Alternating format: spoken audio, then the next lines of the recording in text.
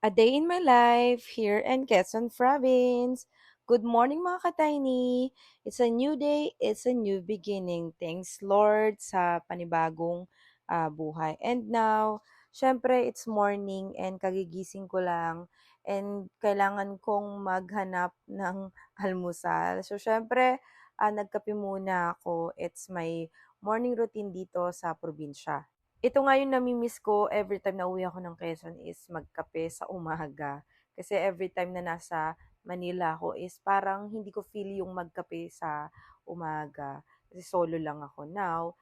I'm with my family and sobrang saya ko kasi umuwi din ako. Kasi I visited my dad or my papa. Kasi nga nagkasakit siya nung last week. Bagong lahat, syempre Sunday to, kaya late upload na ako mga ka-tiny. And one time, habang nagtitimpla nga ako ng kape, nakita ko si Papa na nasa labas. Nagugumos siya. Nakakatuwa naman, sabi niya kasi nagpapapawis daw siya. And ayan, nakita niyo naman, 'di ba? Ang sipag 'yorn.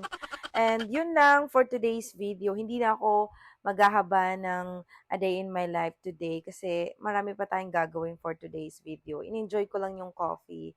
And see you next time, mga ka-tiny. Don't forget to follow. Bye!